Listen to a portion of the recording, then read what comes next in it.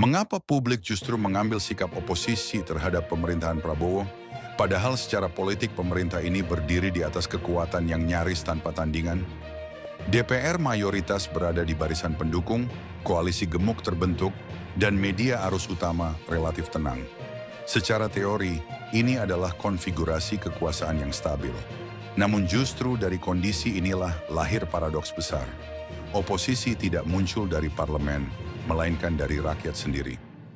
Akar persoalannya bukan sekadar soal kebijakan yang disukai atau tidak disukai. Ia jauh lebih dalam, menyentuh soal ekspektasi, arah kekuasaan, dan rasa keterlibatan publik. Prabowo naik dengan janji perubahan, koreksi, dan ketegasan. Narasi kampanyenya membangun harapan bahwa akan ada jarak yang jelas dengan pola lama. Namun ketika pemerintahan berjalan, publik melihat sesuatu yang berbeda. Banyak kebijakan strategis tampak berkelanjutan, figur-figur lama tetap dominan, dan pendekatan kompromi elit terasa lebih menonjol dibanding gebrakan korektif. Di titik inilah kekecewaan mulai tumbuh. Masalahnya, kekecewaan itu tidak menemukan saluran formal. DPR yang seharusnya menjadi arena pengawasan justru kehilangan taring. Fungsi check and balance melemah karena hampir semua partai besar berada dalam satu barisan kekuasaan. Kritik di parlemen menjadi lunak, selektif, bahkan seringkali simbolik. Ketika wakil rakyat tidak tampil sebagai oposisi substantif, publik secara alami mengisi kekosongan itu. Oposisi bergeser dari institusi ke masyarakat sipil.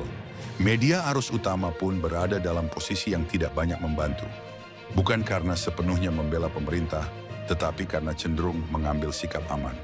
Kepentingan bisnis, relasi kekuasaan, dan kebutuhan akses membuat banyak media memilih jalur netral pasif, memberitakan tanpa menggugat, melaporkan tanpa menggali. Akibatnya, keresahan publik tidak terartikulasikan secara tajam di ruang media konvensional. Ketika kritik tidak menemukan resonansi di media besar, ia bermigrasi ke media sosial, kanal independen, dan konten kreator politik. Disinilah oposisi publik menemukan bentuknya. Bukan sebagai gerakan terorganisir, tetapi sebagai akumulasi kegelisahan. Setiap pernyataan yang dianggap kontradiktif, setiap kebijakan yang dinilai tidak berpihak, setiap keputusan yang terasa elitis, langsung diuji di ruang publik digital. Dalam konteks ini, oposisi bukan lagi soal ideologi kiri atau kanan, tetapi soal rasa dipercaya atau diabaikan. Kontradiksi antara narasi kampanye dan realitas pemerintahan menjadi bahan bakar utama. Ketika sebelumnya kedaulatan nasional dan sikap tegas terhadap kepentingan asing menjadi jualan politik, lalu di awal pemerintahan muncul pernyataan dan kebijakan yang lebih akomodatif terhadap kepentingan global, publik merasa tidak diajak bicara.